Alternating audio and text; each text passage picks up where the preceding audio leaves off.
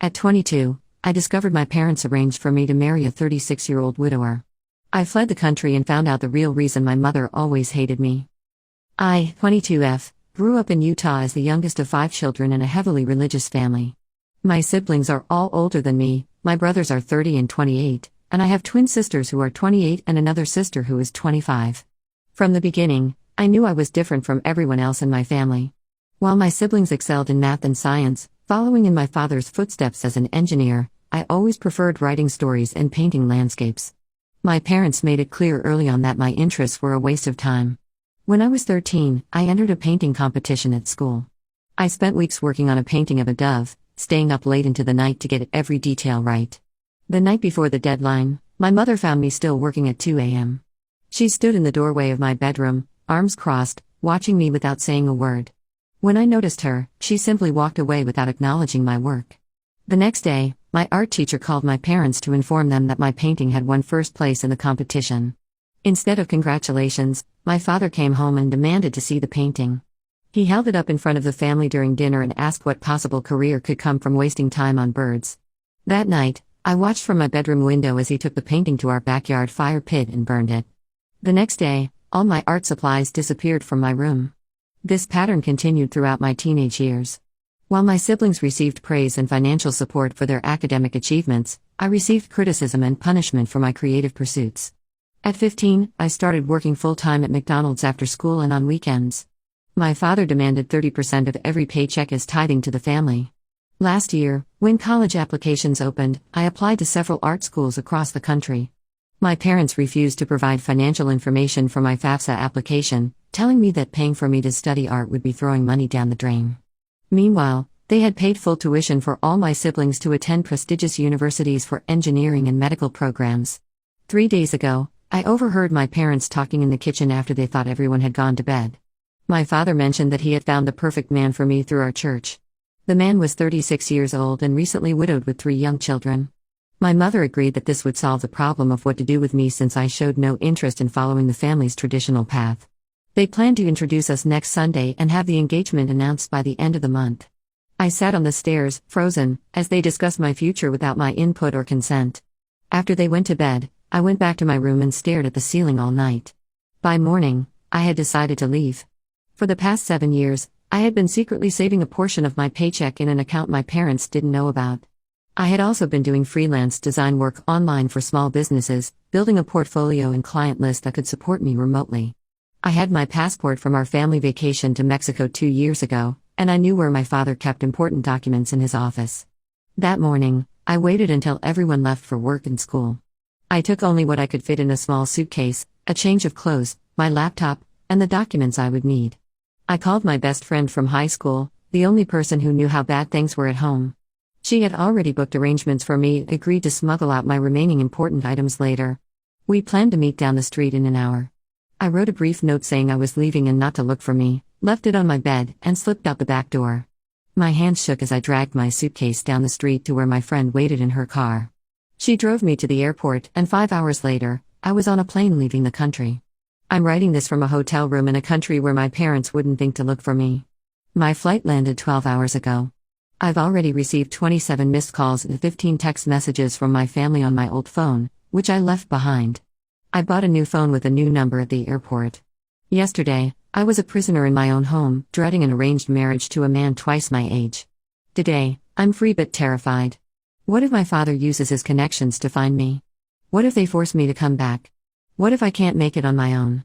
I haven't slept in over 30 hours, and my mind keeps racing with these questions.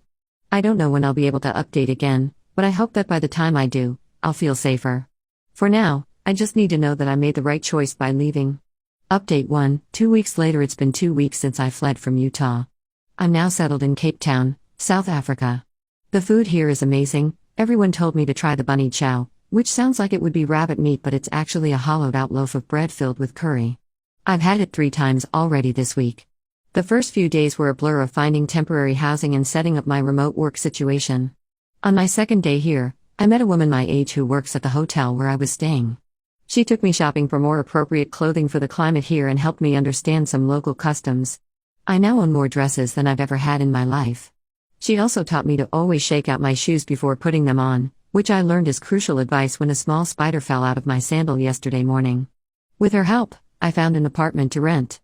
It's small but clean, a studio with a loft bed and kitchenette for what converts to about $84 per month. The process of apartment hunting was surreal. I've never been allowed to make any significant decisions for myself before. After signing the lease, I sat on the empty floor of my new place and cried for an hour, not because I was upset but because I couldn't believe this space was actually mine. Yesterday, I finally worked up the courage to check my email. There were dozens of messages from my family. My father's email was exactly what I expected. He accused me of ruining the marriage arrangement he had worked so hard to secure and demanded I pay him $85,000 in reparations for the embarrassment I had caused the family. He claimed I had 30 days to return the money or he would pursue legal action against me.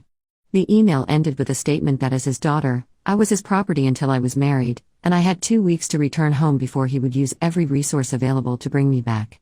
My siblings' emails echoed my father's sentiments, calling me ungrateful and cowardly for leaving without confronting them face to face.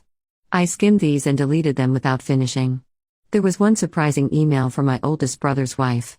She asked me not to reply to her message as her husband checks her emails regularly. She congratulated me on finding the strength to leave and admitted she wished she had done the same before marrying into the family. She urged me not to return, no matter what pressure they put on me. The most concerning email came from my best friend. She told me my parents had shown up at her apartment the day after I left, demanding to know where I was.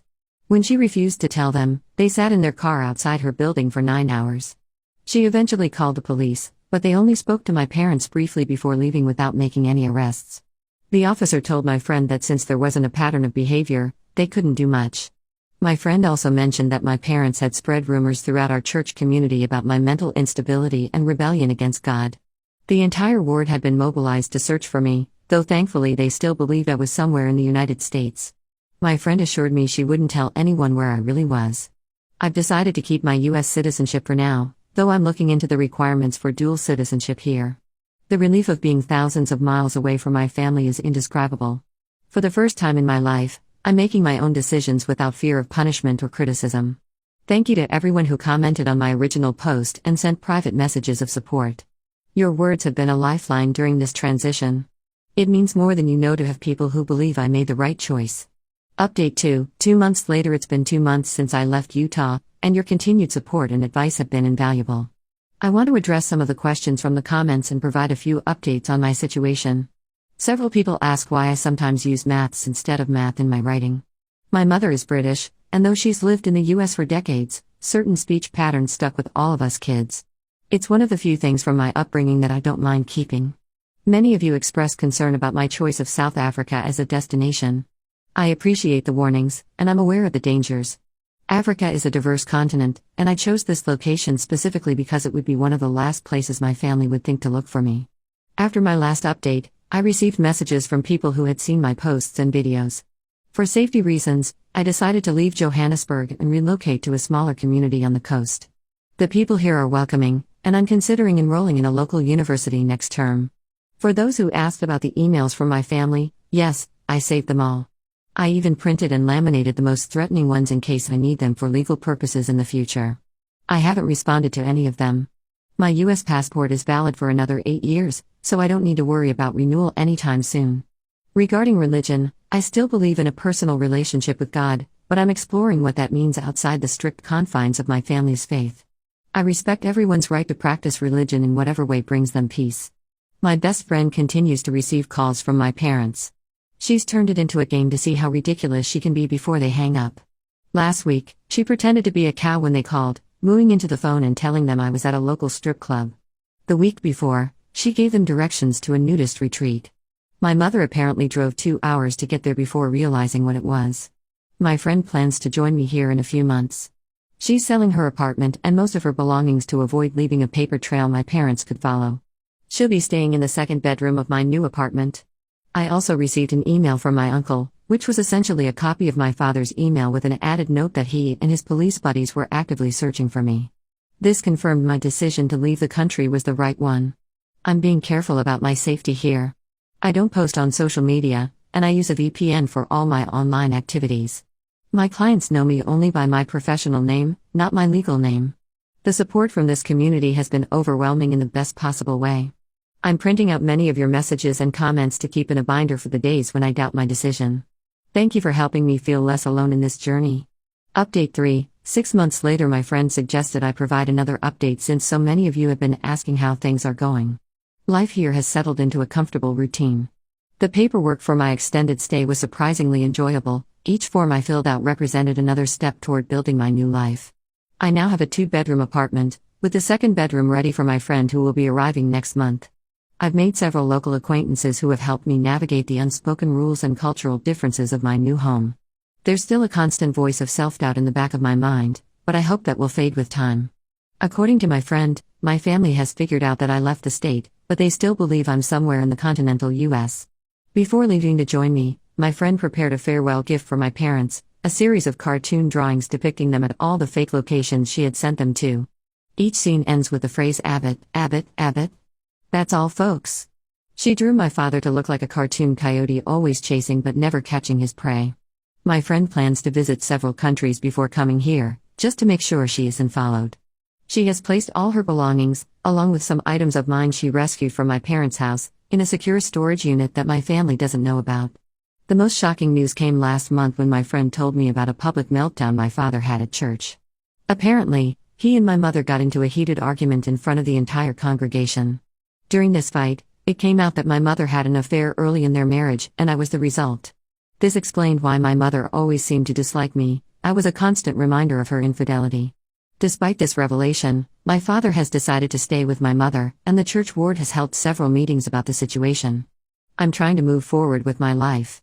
I've been considering getting a tattoo as a symbol of my newfound freedom, but part of me worries that changing my appearance might somehow make my father not want me if he ever found me. Then I remind myself that's exactly the kind of thinking I left behind. I don't know what the future holds, but for now, I'm taking each day as it comes. Your messages and comments continue to be a source of strength for me.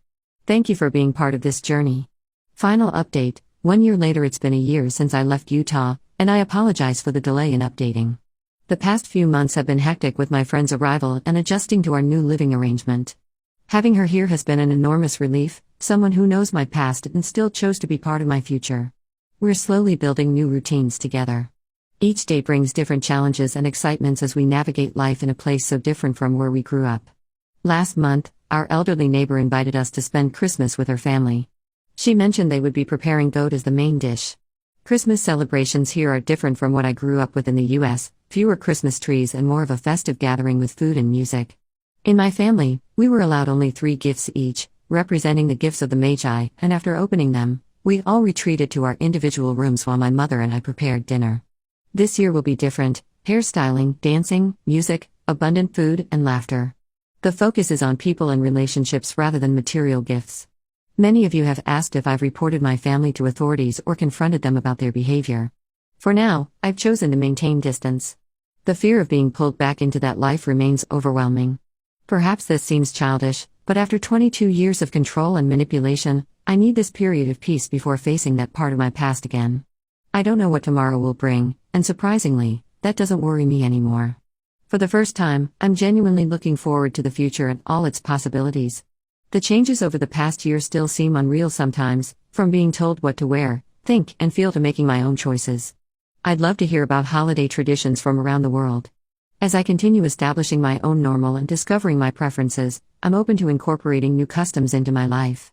Thank you for being part of this journey. Your support has meant everything.